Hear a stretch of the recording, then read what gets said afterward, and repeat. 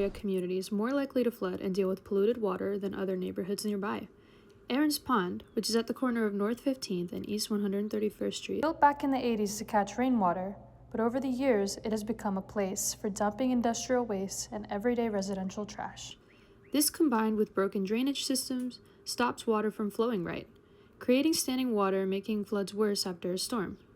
Residents often end up walking through standing water for days, waiting for help from the city, feeling scared and frustrated. Most of the stormwater ponds are in East Tampa and the university area, which have historically been African American neighborhoods that were left out of city planning because of redlining. Families who have lived here for years have watched this community change with higher rent costs and new development and shifting population demographics. The reason for this community was actually built because of yourself, for the students.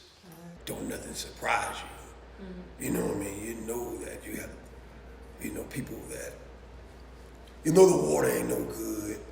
You know what I mean? You'll go ahead on and boil the water and just brush your teeth after you do whatever, boil the water and stuff like that before you do it. You know that your plumbing is issues. You know that termites might be over here. You know they might not did this and did that, So by asking me, I say about a 5, but that's because I handle most of the stuff myself. People here want to fix old problems that were ignored by Hillsborough County government.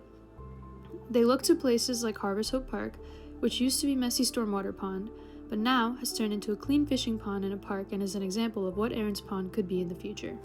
Aarans Pond was constructed to ease flooding patterns in the rapidly growing university area. It was referred to as the Powanda Pond after John Powanda, an engineer for the project, but was referred to by the county as 131st Street and 15th Street Stormwater Detention Pond. Later on, it was named for the Aarans Walk apartment complex across the street. Stormwater ponds are part of our lives in various ways. People like to fish and walk around, or you might cut through on your way to work. In the past, people used to picnic and hold baptisms in the water. While some people enjoy the chance to get outside and spend time with their families, others are fearful of alligators, mosquitoes, and other wildlife. And I'm scared of alligators. You know what I mean? So I don't think about the water pond over there, just a water pond. You know what I mean? It's a lake people go fish at. During the hurricane season and after heavy rain, flooding around stormwater ponds becomes a real problem.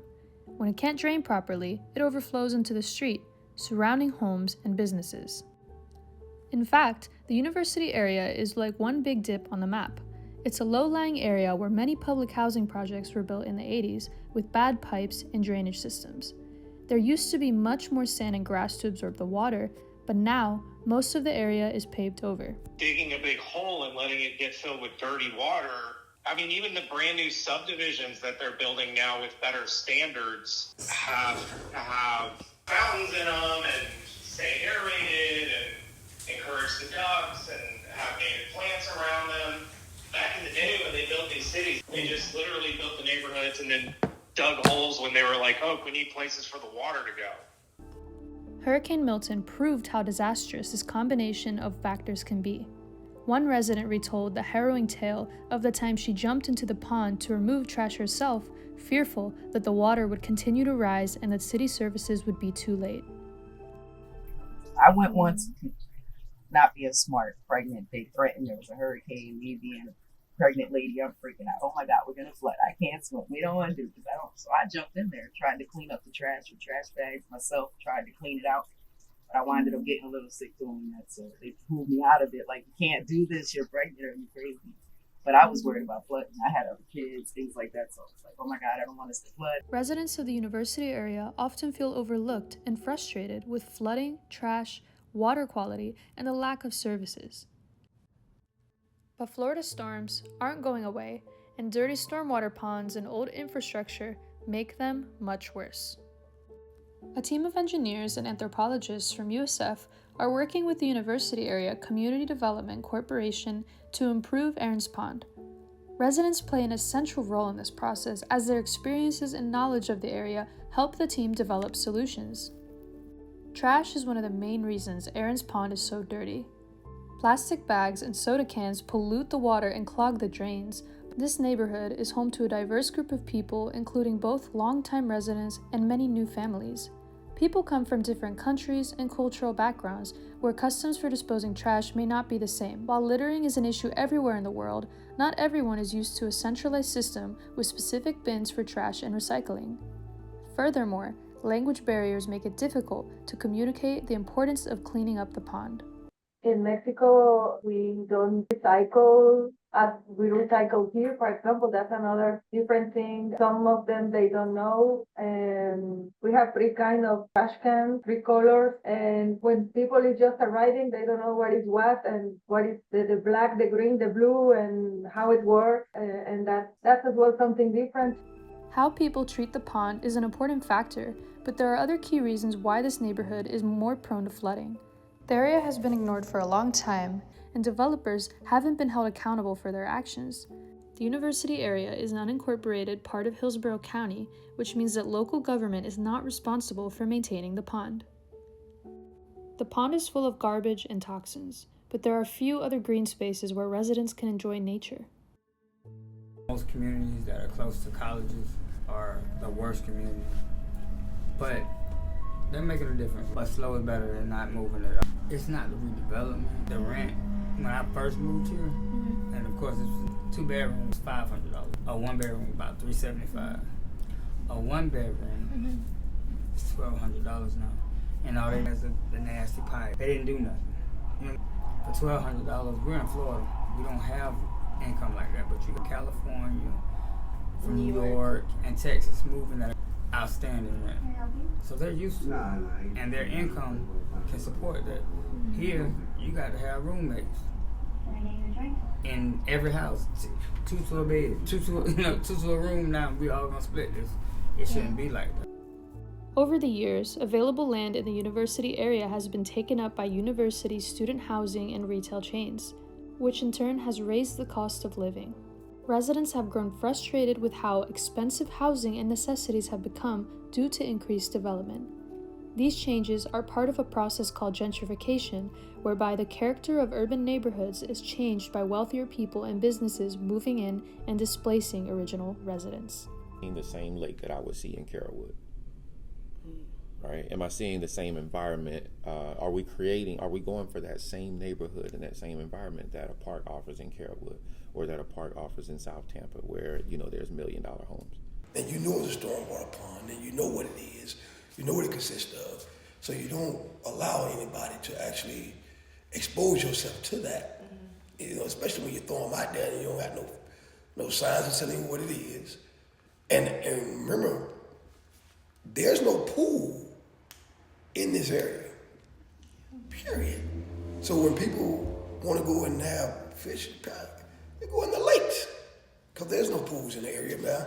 As soon as these apartments got built, that has pool availability in them, you know what I'm saying? But there's no singular pool. There is a noticeable disconnect between residents and government officials. A lot of people aren't aware of the local decision-making that affects them. Everyday life is already so busy that it's hard to make time to attend town hall meetings and participate in community events. And it's disheartening when old homes and the places we cherish are suddenly bulldozed without prior notice. Similarly, residents feel left out of the conversation when it comes to redevelopment and cleanup projects. The language, facts, and figures that engineers and other experts use to explain their work can be confusing. Instead, people rely on their sight and smell to know whether a pond is safe to fish from. But I don't know how to test water, so how would I know? All water looks dirty to me. Organizations like Casa Chiapas are working to bridge the gap between residents and officials. As one resident put it, people of all walks of life enjoy fishing, but the water needs to be clean, and the rules about fishing need to be clear. New immigrants who are unfamiliar with these rules may be afraid to use the ponds. Stories of people that get in trouble because they go to fish without a license. That's the first thing we need to fix, and we need to take care of. If a license is needed, we need to help them and guide them through getting a license for fishing. And people think that because they are undocumented, they cannot get a fishing license. Aarans Pond has the potential to become a clean, green space for people who enjoy the outdoors and for children to play safely. At Harvest Hope Park, for example, there is a fishing pond, sports field, playground, and a garden. The park paves the way for youth programs and gives residents an opportunity to access free resources. Education and inclusion are key to restoring stormwater ponds. While engineers are working to improve water quality, residents have a vision for Aarans Pond that includes a walkway, benches, a dock, water features, crossroads, and safety lights. Most importantly, they want increased communication with government, development, and university officials who share history with this space. Informational panels around the pond would help people understand its importance in the community, and local organizations could consider hosting public events to raise awareness of the cleanup efforts. Then to now, it has changed dramatically. There's less crime. There's no more shootouts. There's nobody trying to rob. I think the whole atmosphere has really changed. Like, I don't have to feel like I'm living in a drug-infested area. No, none of my friends is not going to look down on me to say, oh, you live in that area. Well, how about you just come over to my house instead of me coming to your house? Like, you know what I'm saying? So I think it's a more feasible, more understandable, more cool opportunity, community for everyone to combine and commune with. And I love it. It's peaceful now. It's quiet. The university area is united by their strong relationships to each other and their community. Over the years, the community has overcome gun violence, drugs, economic hardship, and neglect. People are genuinely excited for the future and eager to participate. They deserve clean, safe spaces to raise their families, create new memories, and enjoy a walk through the park.